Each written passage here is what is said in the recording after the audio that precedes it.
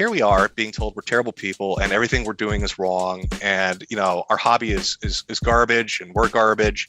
And then here's this situation where it looks like a game developer is getting favorable coverage because she has a romantic relationship with the people that are writing this stuff. And it really was like a touchstone for everybody's complaints about how incestuous the entire industry was, about how they faked a lot of what they talked about. It was virtue signaling. We didn't really have that term at the time, but when you look at a lot of the people writing stuff back then, you'd find accounts of them on forums saying just terrible stuff, but they'd write articles saying that you were a terrible person. Ladies, gentlemen, and as always, everyone in between, my name is Clifton Duncan. This is, of course, my podcast. We are marching ever forward. We just reached, we're about to reach 13,000 subscribers on YouTube, something I never thought would happen. It's just sort of a crazy, crazy time. So whatever you're doing, however you're consuming this content, leave me a thumbs up, a like, or whatever. Subscribe to the channel. And of course, share it and help the channel grow so we can do lots of other cool things. If you love it, share it with your friends. And if you hate it, please share it with your enemies. Now, I have a very fascinating guest, who you may not know, but who is very, very important. So we're going to jump right into it. But first, I have some things to say. In August of 2014, a jilted male programmer published a lengthy, gut-wrenching blog post which chronicled in painstaking detail the bitter demise of what appeared to be an extremely toxic, even abusive relationship with a female independent video game developer. What began as a bit of salacious internet drama would soon spiral outward, becoming a cultural whirlwind, garnering widespread press attention, and even spawning an infamously awful episode of Law and Order. I just happened to be in the right place at the right time, coincidentally swimming in the right algorithmic water, so to speak, to watch the dumpster fire spread further and further away from the usually benign niche realm of geekdom and video games and into the white-hot center of a simmering culture war, which has, of course, since boiled over. In fact, the firestorm, which came to be known as Gamergate, provided a preview of the current societal and cultural battles that we observe today, living as it did at the intersection, if you will, of pop culture, journalism, and quote unquote progressive politics. Now, one reason that the Gamergate controversy didn't fade away as just a sex scandal that we could amuse ourselves with is because a single video, in my mind, made by a single content creator catalyzed the controversy and made it go viral, unwittingly sparking a cultural firestorm from which we are arguably still feeling the reverberations. So my guest today is sort of an enigma. He kind of specializes in he has his body of work where he specializes in doing these deep dives in these sort of weird niche internet subcultures. Many of them which overlap with, I guess you would call it far left sociopolitics. And so in many ways, the whole Gamergate controversy was sort of right up his alley for his really unique blend of very smart, very cutting and lacerating, biting, and often satirical social commentary.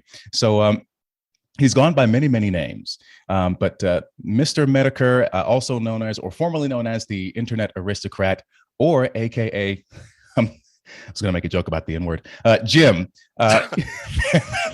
thank you for joining me here today. Yeah, thanks for having me on, man. Yeah, so, I mean, it was so long ago that it happened, but it just seemed to be this thing which was spiraling out of control. It just would not stop. And before I get to all that, it just because I don't quite know how to describe you. How would you describe yourself, if that's a fair question to ask? I guess the easiest way to think of it is a typical internet user from a set period of time. So kind of before modern social media where everybody's using an app on their phone, but definitely after news groups, so it's kind of like that in between, right before Web 2.0, where you kind of had the freedom to kind of go around and laugh at whatever you wanted to laugh at. A lot of the sites that were just kind of cutting edge at the time were coming into being. So you had something like Something Awful from Richard, Lotax, early 2000s was kind of coming up. And then you had Mood with 4chan and kind of mid 2000s. E-Bombs World, which not a lot of people look back, favorably on. But you had, these different kind of sites where you could go on, say what you want, talk about what you want.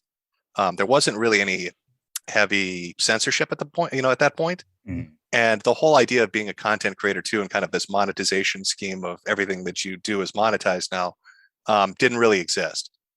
So you just had a lot of mean but playful banter related to pretty much anything, and that's kind of the context in which I kind of came up, and that kind of flavored my perception of what the internet was like and kind of how to behave on the internet. Um, and I guess the lens through which I view interactions online. Right. Yeah. It's so weird. I'm listening to you talk about that era of the internet was often described as the wild, wild west. And even I have a more arts focused show here, but Mhm. we sort of have clustered around maybe 2010, where things sort of really began to go off the rails for whatever reason. I'm sure people um, have their opinions about that, but it's also funny is that a constant theme on this channel is freedom of expression, which you've just highlighted, which I think is really funny. And I am interested to hear more, maybe off the beaten path a little bit, but more on Sure. your thoughts, because you've been sort of notoriously anti-monetization with a lot of your stuff. I mean, you've deleted whole accounts which have gotten lots of views. You ruthlessly mock other creators who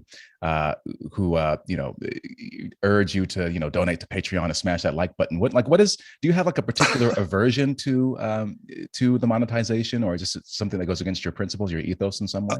Well, I mean, I am monetized now to an extent. I Oh do well, you're a lots. fucking hypocrite. I know. It's like, have you ever seen that movie SLC Punk? No, I haven't. Salt Lake City Punk. It's like a '90s movie. There's a scene where the son, who's like a punk, kind of in a Mormon community, is arguing with his dad. And his parents used to be hippies, right? And now they're like bankers. And he's like, "I'm never going to be like you, mom and dad. I'm never going to be like you." And the dad looks at the son and he says, "Hey, I didn't sell out, son. I bought in." So I've got that kind of dirty feeling. You know what I mean? Um, but yeah, no, I mean, you are right. For a majority of the time that I did this, it kind of came with that perception of it was just more for fun than anything, or to talk about kind of what I wanted to talk about or do what I wanted to do. Um, but yeah, God, no, that monetization pretty much has taken over. I think it's weird. I remember when it first started. You would have seen something like Angry Video Game Nerd or that guy with the glasses. I think were two of the kind of trendsetters for, or even Screw Attack, were some of the Mhm. trendsetters for like really early monetization for how do we get money off our website? How do we monetize our videos? They used the content creator, label too before a lot of people did. And I always thought, God, that's so weird. Why would you do that? And now you've got now you have 18-year-olds playing Minecraft who are living in mansions, Or right? filthy rich. Yeah, yeah. Ridiculously rich, because they draw on that audience, and um, times change. I guess it's adapt or die, I suppose. But Mm. yeah, I miss it to an extent. What I definitely miss more though is, yeah, it was that period, that Wild West kind of mentality. A lot of things now online are very politicized, right? Hmm. Regardless of which side of the spectrum you're on. It felt like kind of before you could make fun of anything, and the first thought somebody would have was not, "Oh, it's political." More else, it was, "Oh, that's funny," or, "Oh, that's weird." Now everything is like this kind of life and death battle between the right and the left, and that really has taken center stage, I think, especially Yeah, over the last 6 or 7 years. yeah, and I find it. I don't know about you, but I find it so exhausting now. I mean, I definitely went through my phase where, I mean, and this was part of how I came on to stumbled upon your content as well. I mean, how can you not find the absurdities of, say, Tumblr funny? But yeah, I mean that sense of it was sort of anything goes, and I mean just the fact that a comedian like Dave Chappelle was worshipped in the early 2000s, but now he's like, Villainized, yeah. exactly, now he's a pariah. It just goes to show so much how the culture has shifted. I mean, Thomas Sowell, the economist, said that he likened it to replacing one set of taboos with another. I mean, I compare a lot of these people now. I just call them the left wing version of the right wing, like evangelicals we used to make fun of during the Bush years. Sure. And and it's probably an oversimplification, but I think the difference is, people people now, they look at, say, Christianity, and they can say, okay, I recognize that as, a sort of separate ideology with its own doctrine and rules and so on and so forth. But now we have this other ideology which is sort of taken over, and it dominates in the entertainment spaces and the journalistic spaces, the social media spaces, and it's so rigid. Yeah, you're going to say something? Yeah, I mean, it's the idea. I used to describe it as kind of the concept of secular sin, right? Yeah. It's the idea that you've offended a religious taboo of a non-religion, right? It's very weird. I mean, you brought up Chappelle. Yeah, he went from being highly praised. I used to watch his show. I still like his stuff, but yeah, now if he tries to say something, he's going to get just a ton of crap for it. They tried that too earlier on. Interesting, if you compare Chappelle to Stephen Colbert. They tried to cancel him back in 2016, 2017. That's right. Cancel Colbert. Yep. And it's the weird thing about it is he started to kind of give in a little to that pressure. And I think that's flavored his comedy. Because I remember Colbert when he used to do Strangers with Candy. And if you've watched Strangers with Candy, it's such a weird show. It's so bizarre. But I mean, the character he played was hysterical. It was a very funny bit, right? But I don't think he could do that nowadays with the audience that he's kind of cultivated. Whereas Chappelle, I think, could still do whatever he wants because he's like, what are you gonna do to me? I mean, this is a guy Chappelle's a guy that walked away from a ton of money, right? Just a ridiculous amount of money he was like, I'm just not going to do it. I have my reasons. This is why I'm walking away. But yeah, it's you brought up Tumblr, right? The idea of that was kind of funny, and it was very funny at the beginning. But one of the concerns I had back when I started doing Tumblrs, and it was back in like 2014, 2013, was that we were seeing a lot of young adults, 18 to 20, that were kind of putting forward these ideas of thin privilege, cultural appropriation, these different ideas, but they were taking these concepts to an absurd degree, right? So it wasn't just that, like cultural appropriation. You're not stealing the culture and then mocking the people, right? It's, we don't like your Halloween outfit. Or thin privilege wasn't, oh my God, you're just so cruel to people that are overweight for no reason. It was, oh, if a doctor tells me I need to be a little bit healthier, that's, oppression. So they were taking in this ridiculous, kind of degree, but they were getting it from their professors. And one of the interesting things I had found was there's a group called FIRE. I think it's a Foundation for Individual Rights and Education. Right. Started by this kind of like little Jewish guy from like the Bronx, kind of a left-leaning guy. And one of the interesting things he had said was, I was a hippie in the 60s. I remember we protested on college campuses. And at the time, it was very conservative. That was the pressure we had coming down on us. And he said, we were, protesting for free speech. He said, but the sad part was that when we finally got the positions of power, when we became the teachers and the professors and the deans, it wasn't free speech that we advocated for. It was our speech. And instead of, showing everybody how it should have been, we just became the conservatives, which we had, been denouncing up until that point. We swung the pendulum the other direction. And so that's what I kind of, hearing him say that and then watching happen on social media through Tumblr and other things with young college students, I thought, I can see where this is going to go. I can kind of parse out what's going to happen. You saw a bit of that too with Occupy Wall Street. This idea that, you have an underclass of people who are upset with the economic situation, right? That famous picture of all the brokers drinking champagne while people are protesting in the streets.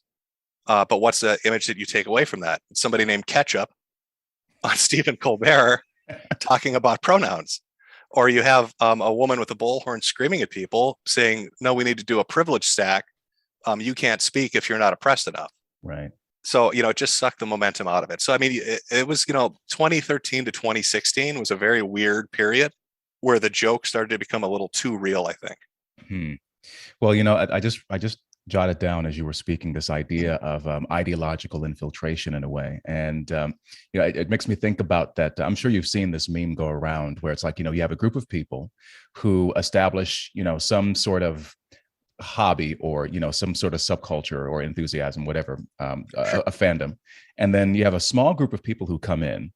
And initially, they seem to express the same interest as this particular group, but then once they become embedded, then they begin demanding things.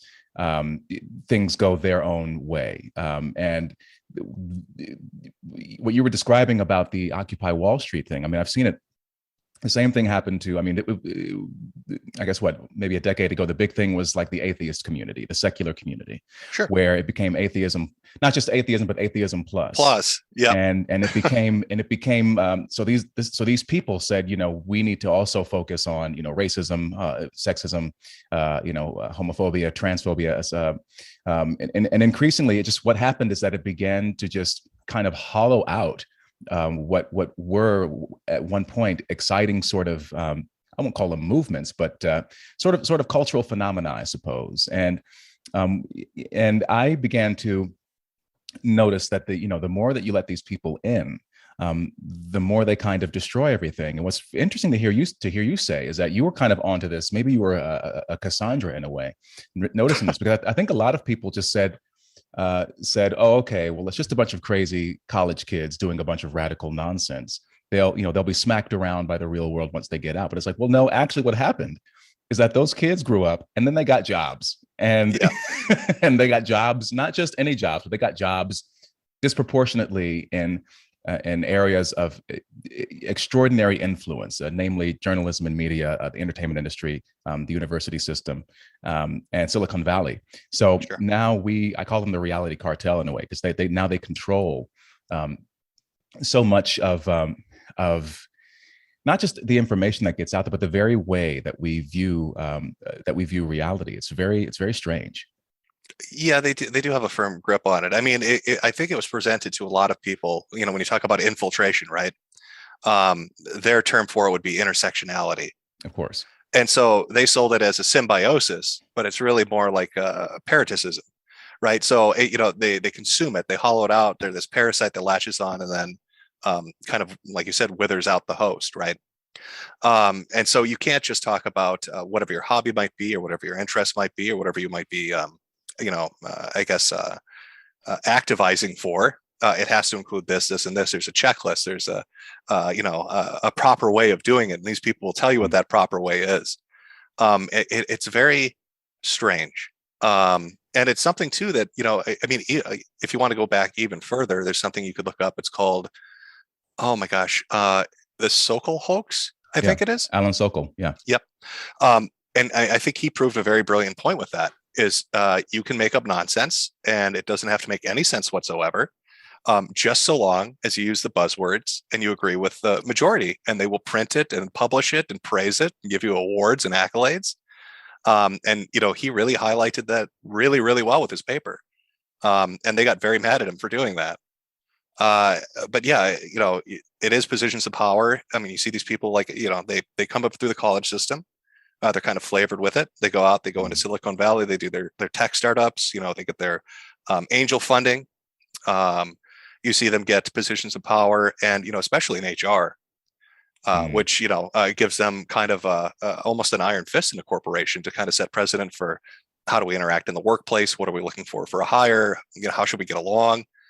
Yeah, it really was kind of that early 2010s, 2012, onward and forward. And yeah, lots of groups went through this. I mean, it wasn't just Occupy Wall Street. I mean, even before that, you had Chinology, right, where people were against the Church of Scientology.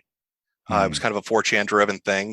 They were doing protests and sending black faxes to make people waste money at the printer, and just goofy stuff like that. But the same thing happened. The same thing eventually ended up happening, where people started saying, no, it can't just be that. It has to be this too. Yeah, I mean, so it's actually a nice way to segue into the whole Gamergate saga, and I find it fascinating because nowadays you still find people writing, blaming all of society's ills here and there on Gamergate or whatever this thing was. So the question becomes, what even was it? I think a lot of people, I mean, to me, it just became so convoluted and it was so ridiculous that it just was difficult to explain. But if you, and it was a huge, I know it's become cliche now, but it's become a huge red pill moment for me, even though I was somebody who was always sort of skeptical of maybe government and maybe, and the media especially, but it was such a weird, for me, a weird microcosm of it just sort of became like foreshadowing for seeing everything else, the way that the press operates, the way that this sort of quote unquote progressive ideology kind of takes over takes over these institutions, the gatekeeping, and then I think the biggest impact that it had on me was just seeing how I would see, what guys like you were saying and what you were talking about and what actual the people who supported the movement were talking about. But then I would see how it was reported on. And I said, this is completely, when you see yourself referred to as like a privileged, angry, white misogynist, simply because you see where these other guys are coming from. It really, really stuck with me that, wait a minute, the press just is lying. But that's neither here nor let's just go back a little bit to the beginning. And now I want to hear your recalling of how this all began, because you were kind of the catalyst for a lot of this stuff. You made a video called I believe it was called The Conspiracy Theory, which was pretty funny. Yeah, using some Jesse Ventura footage from yes, his little TV show. Yeah. which was just it was so amazingly funny and clever. But I remember this video. I think you took it down, but it got over 1 million views before it was removed. And you really, really hit on something. Because so just sort of lead into like let us know what led into the making of that video and sort of the drama that preceded it, if you can think back that far. I mean, it was ages ago. Yeah, I mean, we're talking 8 years ago. But I guess to set the stage for kind of at least my perspective, and I think what a lot of people were kind of feeling at the time was, you have a hobby. People enjoyed gaming, right? And so they wanted to read articles related to what's coming out, previews, reviews, that kind of stuff. Very basic stuff. Just anything. I mean, think of any hobby you might have, cars, movies, whatever it is. I mean, you're looking to consume information related to that, the newest stuff, people's opinions on it, that sort of thing. But there was a weird trend that started to kind of, I don't know if you'd say explode or just kind of, it was almost an exponential explosion, really. What started off as one or two opinion pieces kind of mixed into a game review or mixed into something talking about a company that's releasing a product. More and more, we started to see the people that were journalists chastising their very own audience. You're terrible people. Gamers are horrible. You're all racist. You're all sexist. This is all white people's fault. I remember, I think it was Patricia Hernandez writing for Kotaku, had written an entire article saying that she had I think the article was she had said to somebody, "You're going to get raped in Gears of War," and how this was the most triggering thing of her life, and how could she do that? And it was like a 50-page essay about this, and it was just ridiculous. Again, this is touching on my experience of kind of early internet, where if you played any multiplayer game, you were going to hear the most atrocious things, whether that was on PC or Xbox Live, didn't matter. You were going to hear some stuff. But yeah, it was this chastisement. I mean, of telling your target audience that they're horrible people. And the only way it started just as you're horrible people, but then it became you're horrible people. But if you want to be better, this is what you should think. This is what you should consume. This is what we like and what we don't like. These are the publishers and developers that should be punished. These are the artists that should be praised. And so that's kind of the setting, the background for what's going on. So that's getting worse and worse. It's showing up at all these different outlets. People have kind of gotten to the point where it feels like it's either completely corporate, where it's a sellout thing, with the Dorito Pope, where it's just Mountain Dew ads and nachos, or you're being yelled at for being a bad person. And so what happened was, this revolves around Zoe Quinn and a breakup with her ex, which, on its own wouldn't have mattered. Nobody would have cared. But it's what he talked about in his breakup letter. He started mentioning things in it. And so this started to kind of proliferate on 4chan and on Reddit. I remember reading about it on V, I think, a few days afterwards. And people were like, yeah, that's really weird. So I went to go read it. I was like, I wonder why everybody's so interested. I remember reading it. And then I remember going on social media and seeing people talking about it.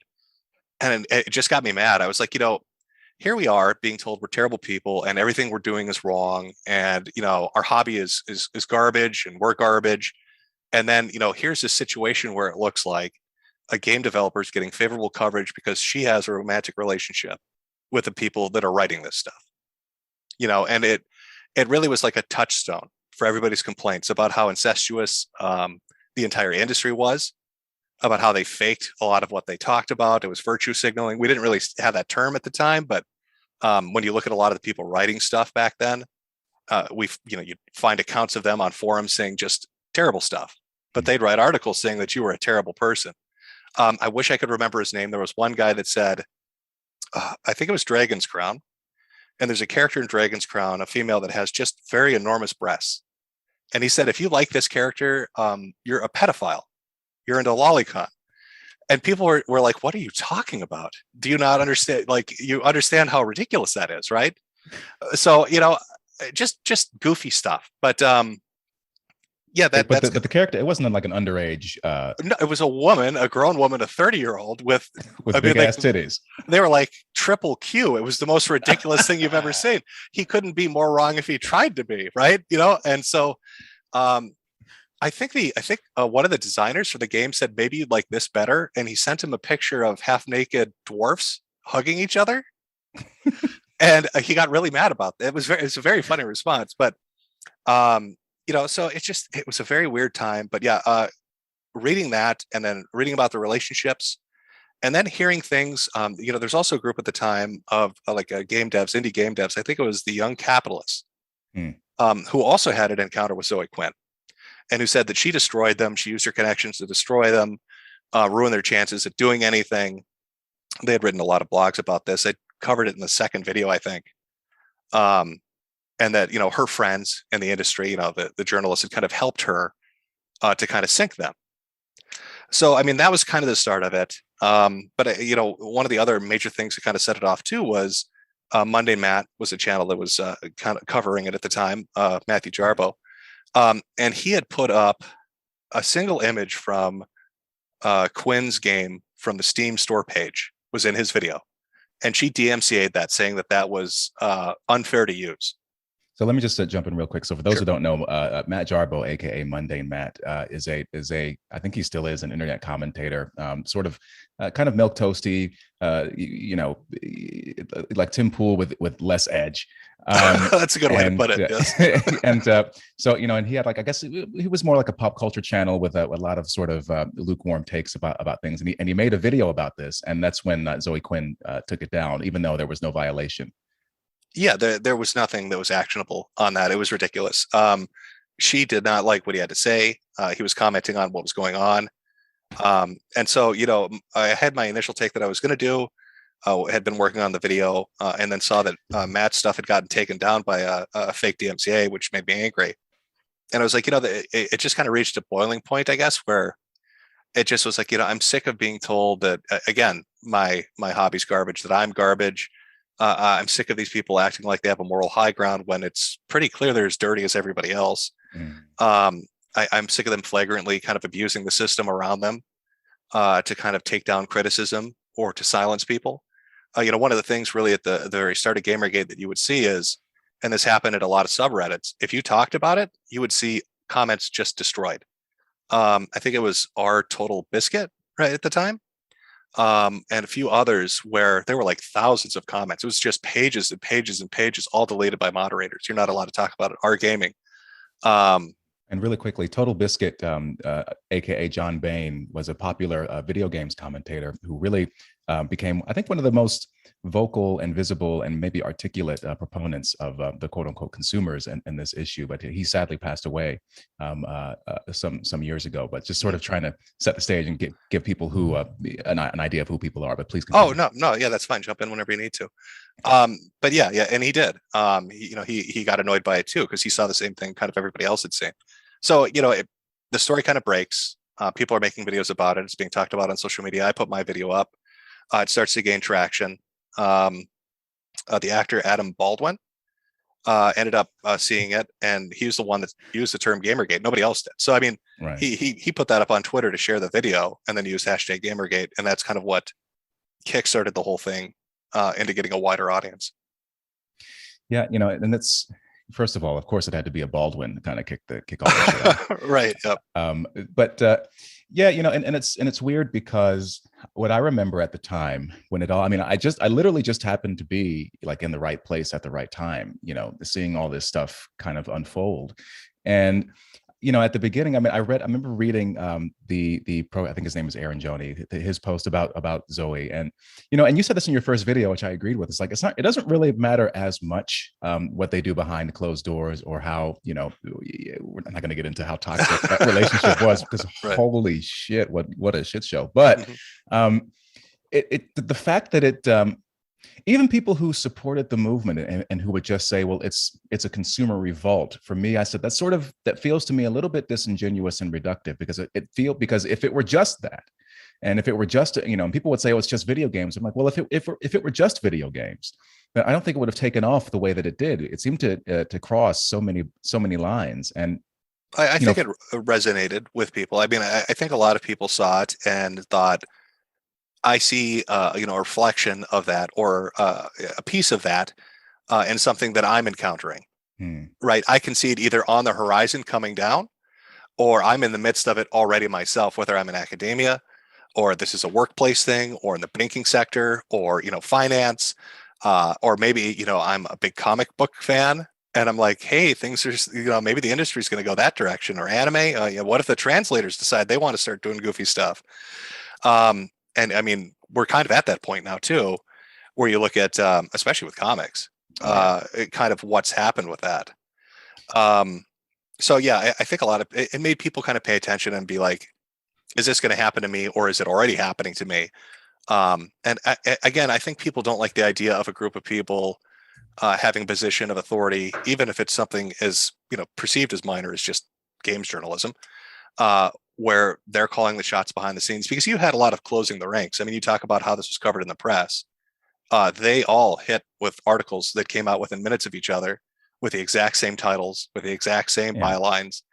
And you had people trying to deny it, like Stephen Totillo, right, from Kotaku, saying, "Oh, there's no conspiracy here. This isn't happening. You guys are just imagining things."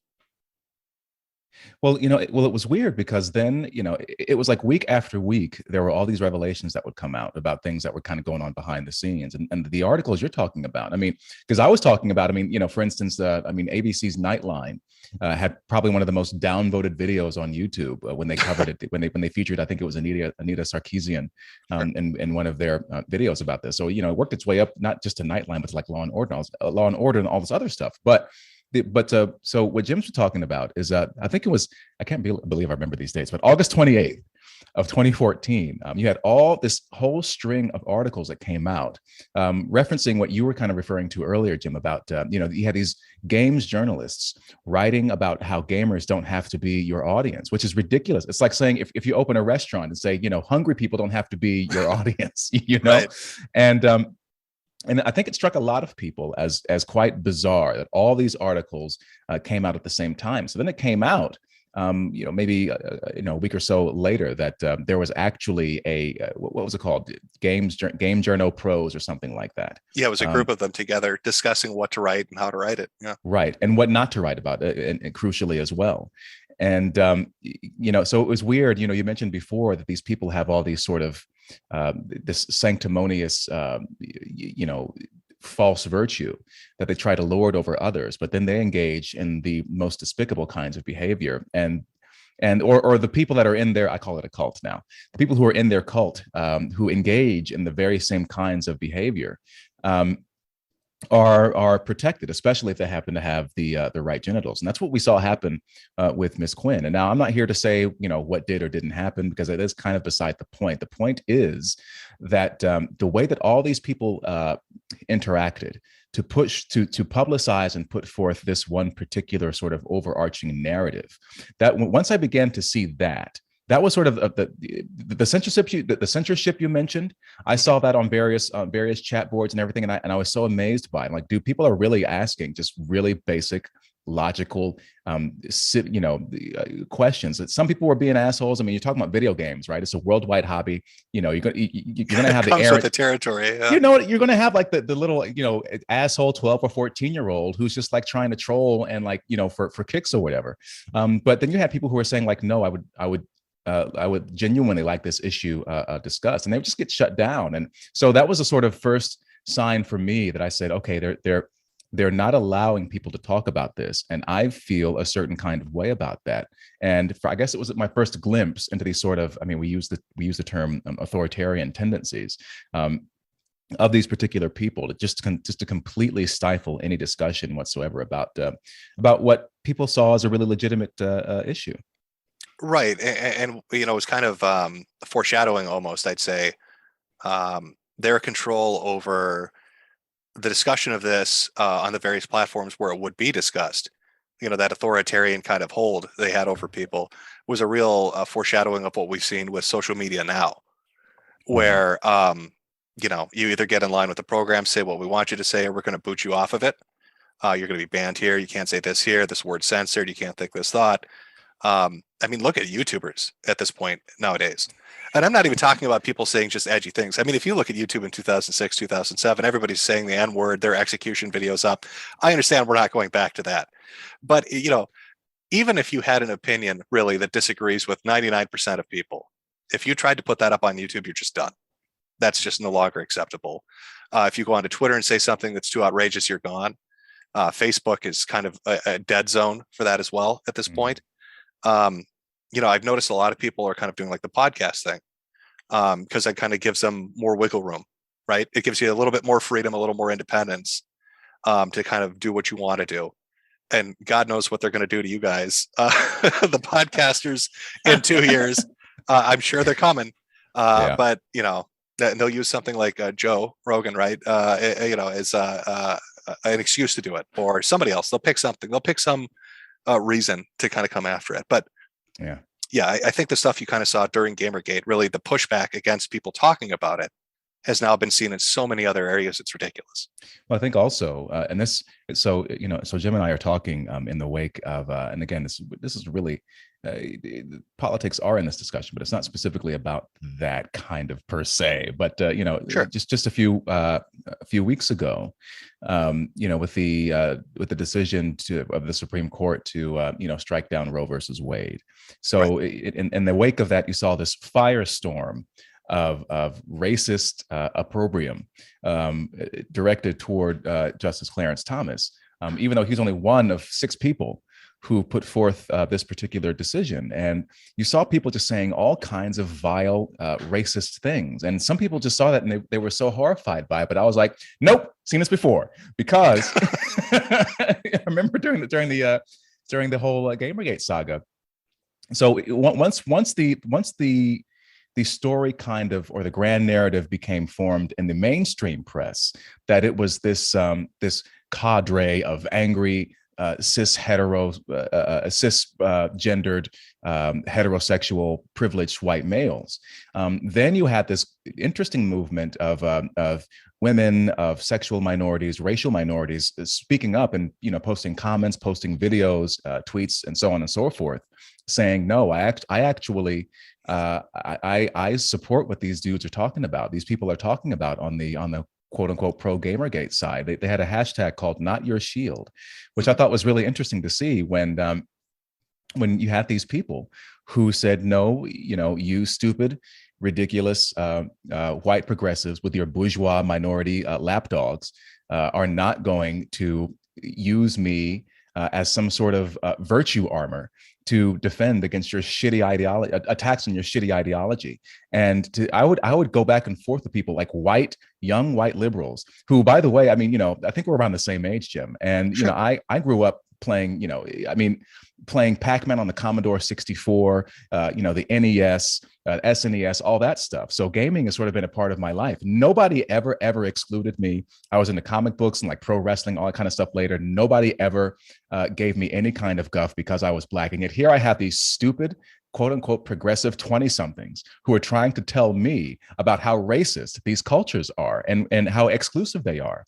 And I'm thinking to myself, you don't know what the fuck you're talking about. Stop talking down to me. I'm not some fragile, I was going to say fragile monkey or something.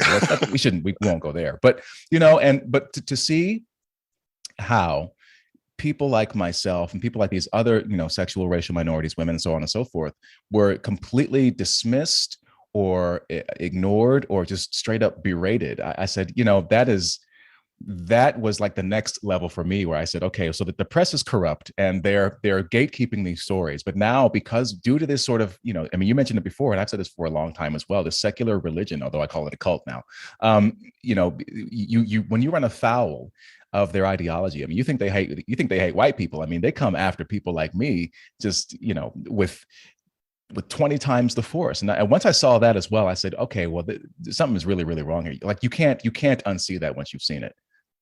Yeah, it was pretty obvious. You brought up Roe v. Wade and Clarence Thomas, right? Um, I found that amusing for the reason that I remember for about 3 or 4 weeks preceding all of these decisions, when it came to gun control and abortion and just Miranda rights, everything they kind of ruled on, Mm, they viciously went after his wife. And so in the right. back of my mind, it was always, I always had this picture of Clarence Thomas sitting there like, oh, you want to talk shit about my wife? Okay, well, let's see how that's going to work out for you. Mm. But yeah, they really did pin it on him. Who's the actor that played Sulu in Star Trek? Asian guy. Oh yeah, George Takai. Oh my goodness, dude. Right. Well, I mean, he went on that interview and basically called him an Uncle Tom. Said you're what was it, blackface? Yeah, he said he's a white man in blackface. Right. Ridiculous. I couldn't imagine somebody else doing it. And it feels so weird to say that now too, by the way, because you reach a point where it's like there's so much hypocrisy kind of coming from that if you call that out every time, you're a broken record, right? Because you're encountering Yeah. it so much. But yes, Not Your Shield kind of was this idea that they're not token characters to be used as pieces on a battlefield by middle class, upper middle class white women that are in college. These Tumblrettes, essentially. The same people I was kind of making fun of are now the ones leading this battle cry, and you kind of saw that too. You saw in these kind of news outlets a lot of 20 to 25-year-old white middle class, heavily female but male too, writing from the perspective of, let us tell you, black man, let us tell you, Mm. Latina woman, let us tell you, gay guy, what you should think, feel, act, and how you should be mad about this. Because white people, it's very weird when you've got somebody telling you, when you've got a white person telling you white people are the enemy, and white people are awful and white people lie. You should be like, wait a minute, then why am I listening to you, buddy? Right. Well, it always rings so unbelievably hollow, because, if you truly believed in ideas of like white privilege or whatever, then you would just say next time you see me come along, you would just give me your money, give me your house, give me your wife. Oh, You they'll would just, never, they never do that. It's always yeah. interesting. The one thing they like to stay away from is class. They never want to talk about working class, Mm. economic factors, any of that. It's always something that's out of your control. The skin you're born with, the sex you're oriented towards, that kind of thing. But I feel bad for a lot of kids who kind of have grown up in this kind of culture, because Mm. it's taught them that they are not a person, but more a characteristic.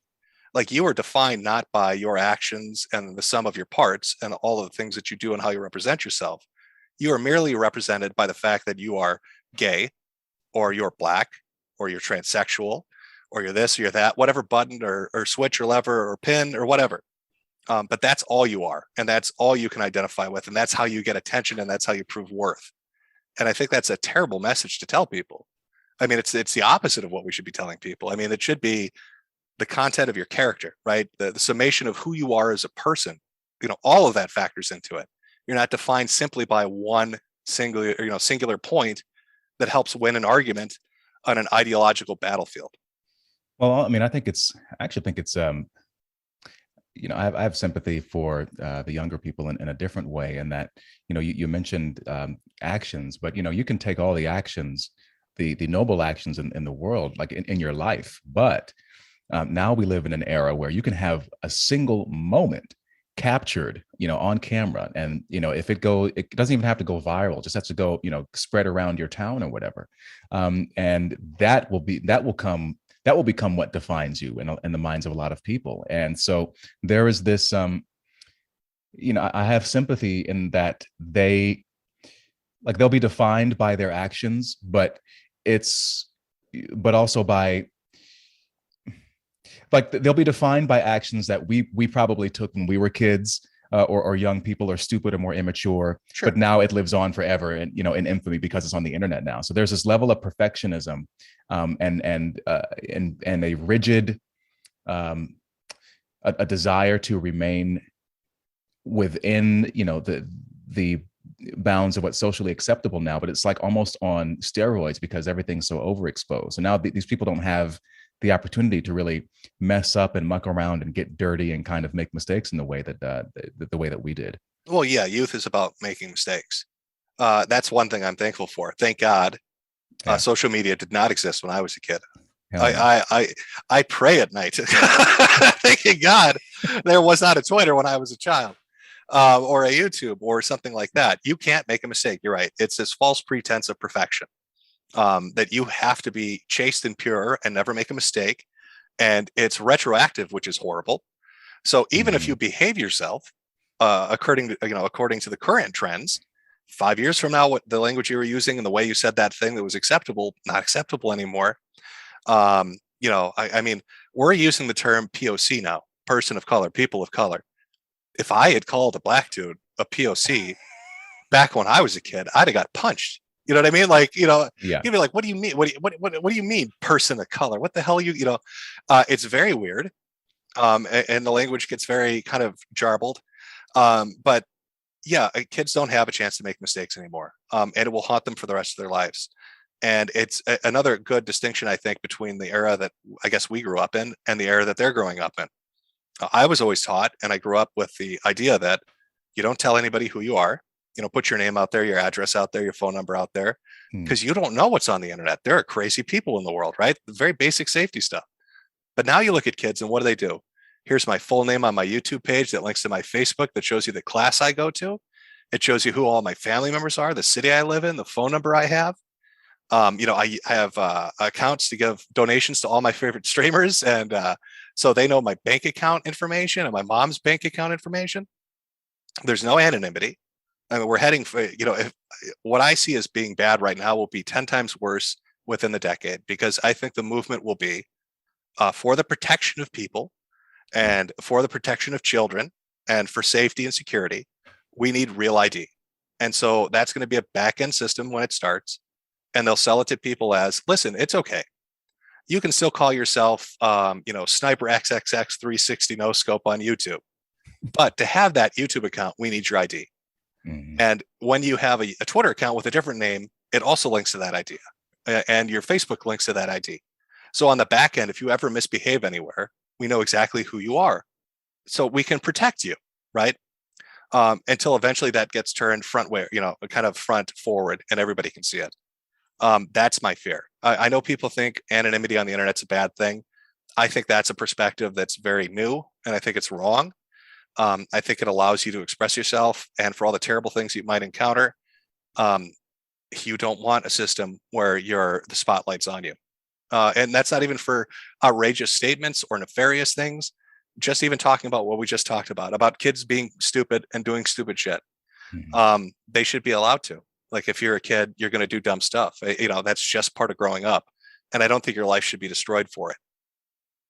Yeah. And, I don't know if we can put the cat back in the bag or, reseal Pandora's box at this point. But, you've obviously spent an internet career, if you can call it that, being very prescient about these things. And especially in the wake of the past few years, I've definitely become more and more concerned about, and even from a more left-wing perspective, back in the day, just in the wake of the war on terror and encroachments into our personal liberties and privacy and those sorts of things.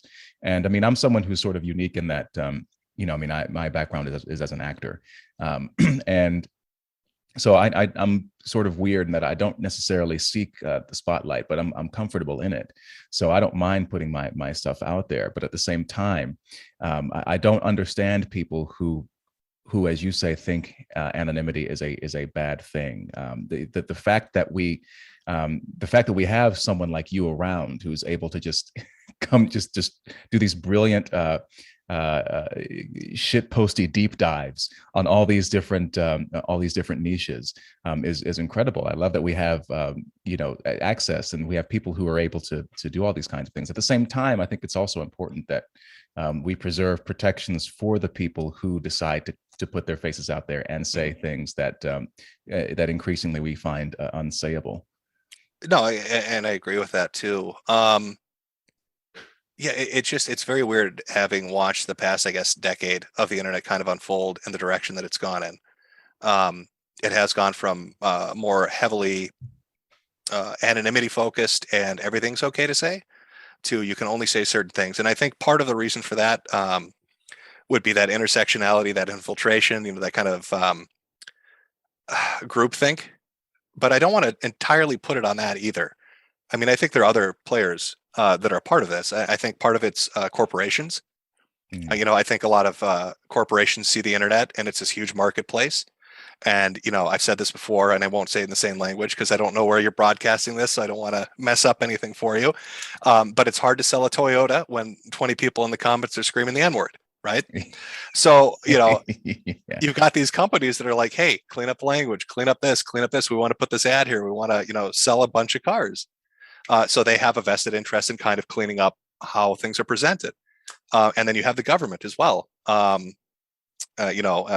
With all their different, because the government's bureaucracy, so you've got 300,000 different departments all fighting each other. And I used to describe it as almost I said, not all conspiracies are people in a back room together smoking cigars, coming up with terrible plans. Sometimes it's a serendipitous conspiracy where you've got different actors that have a similar goal who along the way happen to notice one another.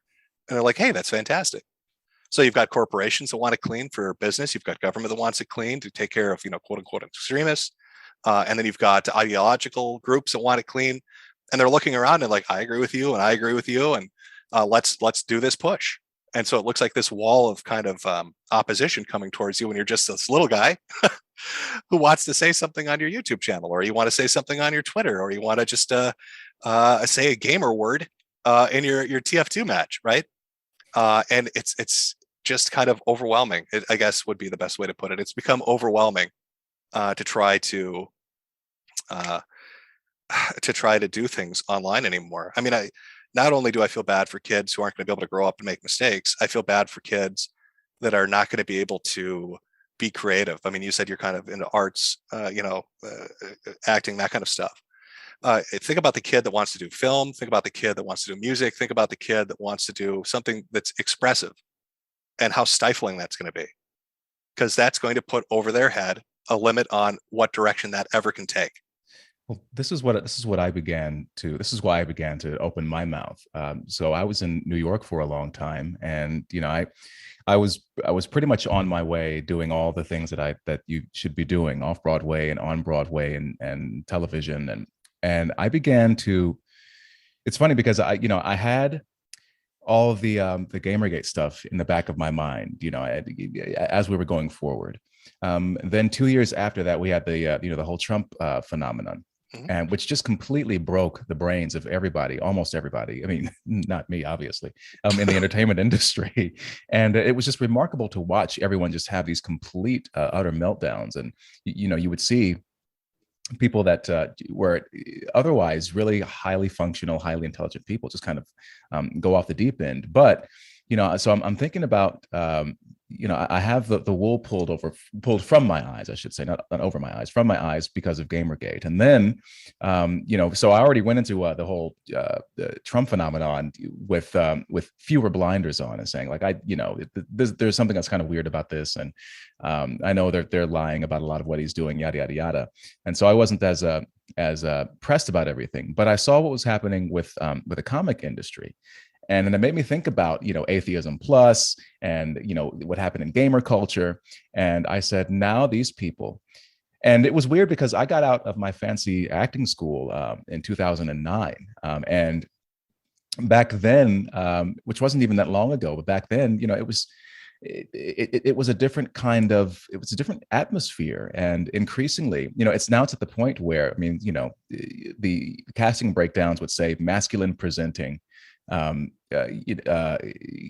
what masculine presenting male or whatever, and you have to, when you're gathering for a new play or new production or whatever, they do a meet and greet the first day, and you introduce yourselves and what role you take in the production. And so you'd have people say, okay, increasingly you would have people say like, okay, we're going to go around the room, we're going to say our pronouns now.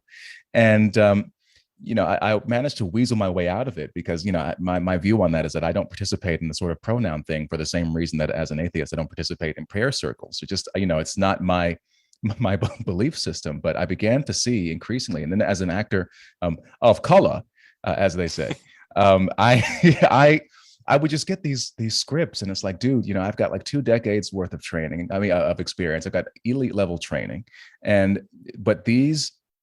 but I don't want to be a mouthpiece for an ideological perspective, which I completely reject, and which, it makes acting no fun because, again, you're there just to be a mouthpiece for a bunch of nonsense that would stop the story cold, and it wouldn't give the, you can't give any of your minority characters any kind of depth now because someone's going to complain about it somewhere, and they're afraid of it. So they have to make everybody perfect and flawless, and nobody wants to see perfect and flawless people. They want to see people like themselves because we all are flawed.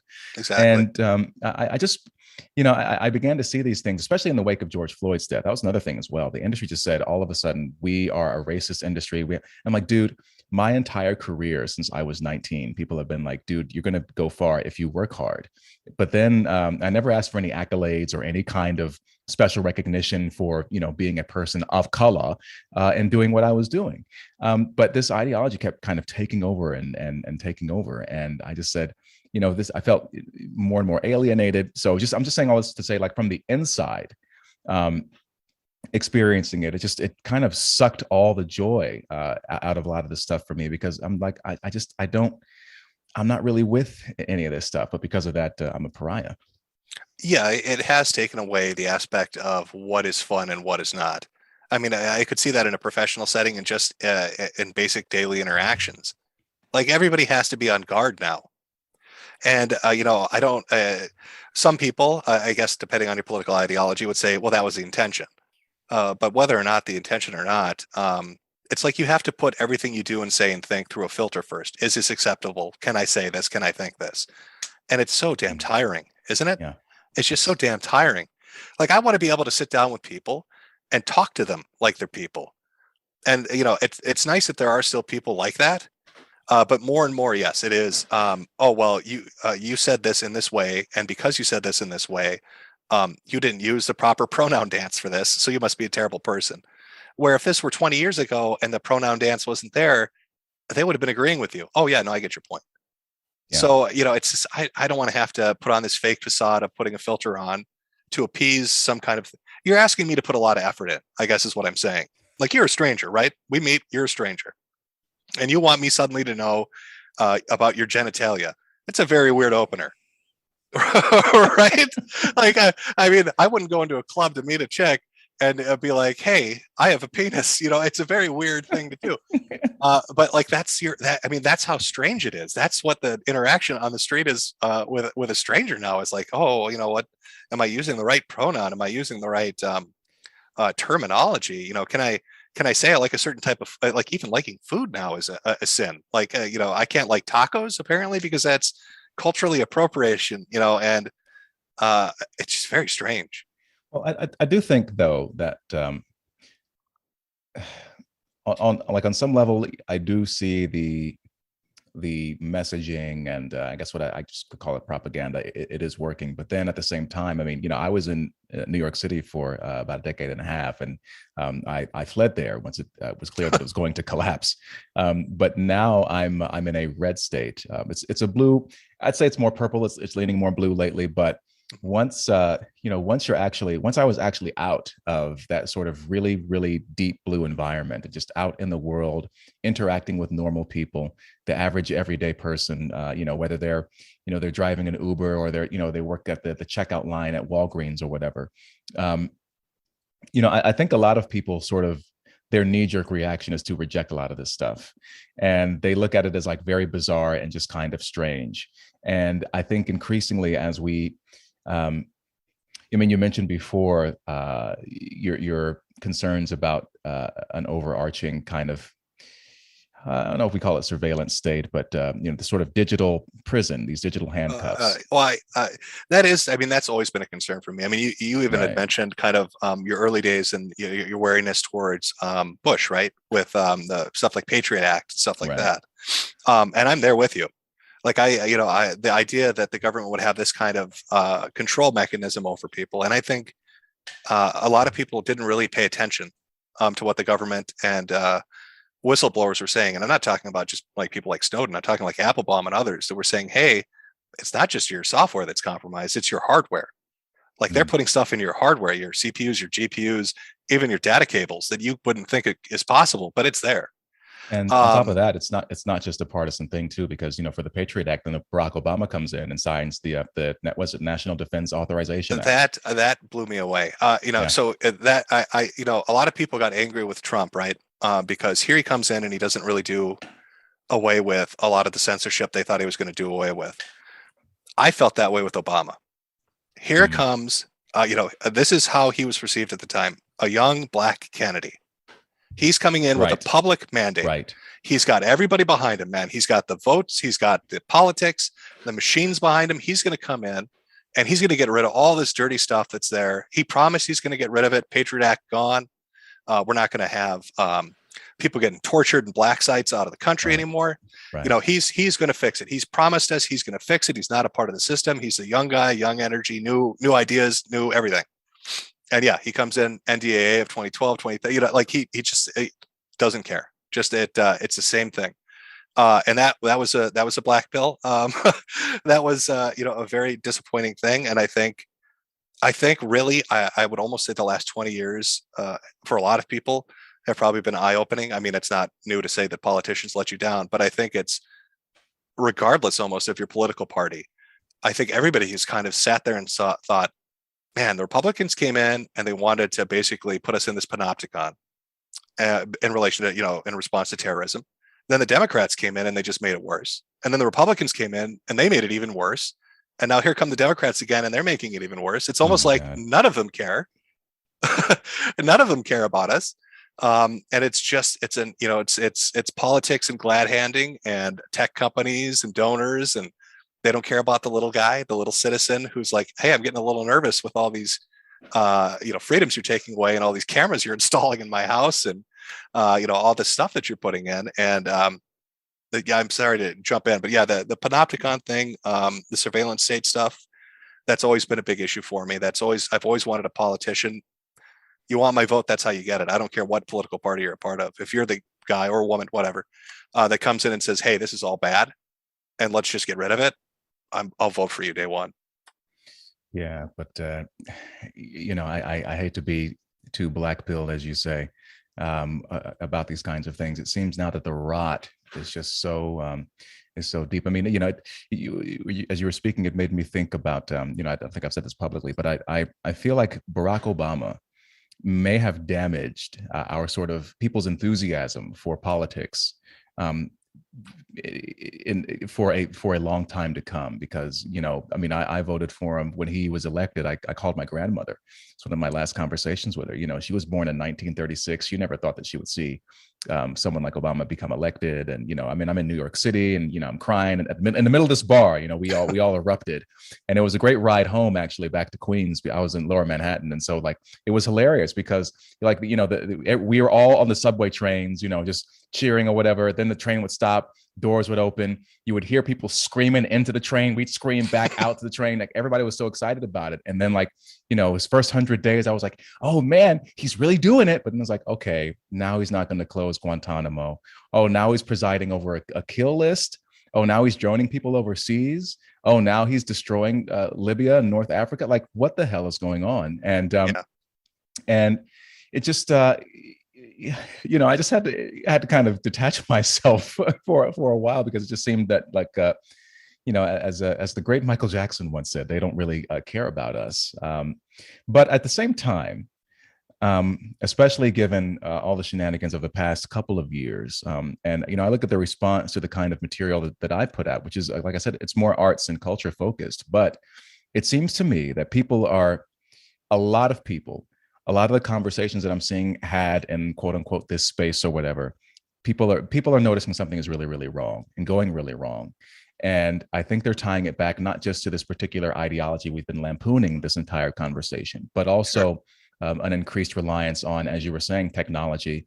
We're straying further and further away from ideas of, at least in the arts and culture, like, ideas of beauty, transcendence, um, meaning is what we're kind of getting back towards. And I think slowly but surely people are awakening to this idea that there's something more to life than all these cool gadgets. There's got to be something more to life than whoever is running for the next election or whatever laws are being passed. There's something deeper there, and that's more valuable than perhaps all these leaders or whatever who say they're going to make things more convenient for us if we just install this app, or for our safety and security, we need to input our information.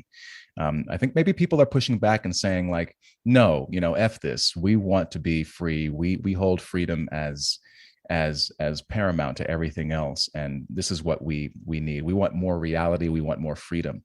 I mean, I don't know if you see it, but I'm kind of seeing maybe a shift, the pendulum shifting the other way a little bit, just to kind of, maybe wrap things up on a more white-pilled note. Well, yeah, I definitely do think that there is a generational cycle. Um, you know, uh, it's debatable on how long it takes for a change to kind of take place or kind of make itself known.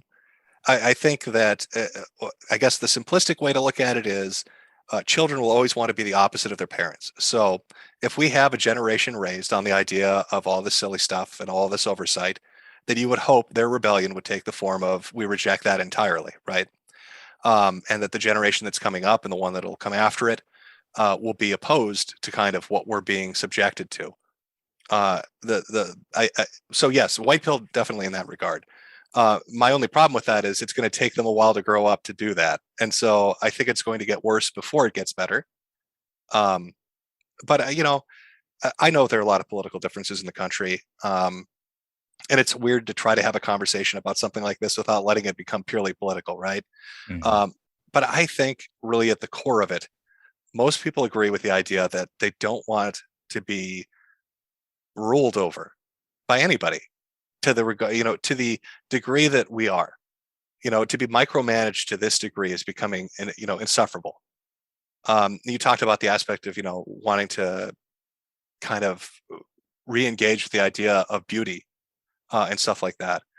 And yes, the ideology or the thing we're being sold right now is we can't respect that which is beautiful because for something to be beautiful, we must acknowledge something is ugly.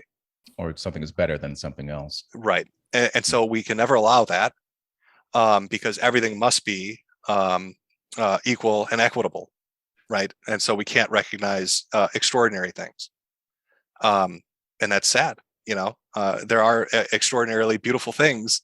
Human interaction, I think, is, a valuable thing. I think, yes, we have allowed our technology to get in the way of that. I think we're going to see that escalate and get, again, worse before it gets better. But yes, I do have the hope that it is generational, that the pendulum swings, and that 10 years from now there are going to be a bunch of kids. Maybe they'll be dressed up like SLC punk, right? They'll go back to that 80s punk mentality of fuck you, mom and dad. I'm sorry, but F you, mom and dad. I'm gonna do what I want, and I'm not using no pronouns. You can't make me.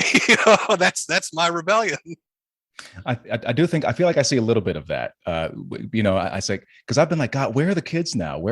Where's Gen Z falling all of this? Where's Generation Alpha going to come in and be like, this is so fucking lame? Like, Right. it's like, yeah, dude, we get it. Like, not everybody fits into these boxes. That's why I kind of, with my intro, I'm kind of tongue in cheek saying everyone in between, ladies and gentlemen, because you got to acknowledge that, I think. But at the same time, it's like, dude, this is so dumb and y'all are so lame and we're going to push back against this. And that's what I'm hoping. I hope against hope that is what happens. Jim, how can people find you or get in touch with you or see what are you up to these days so people can follow you in your shit posting ways?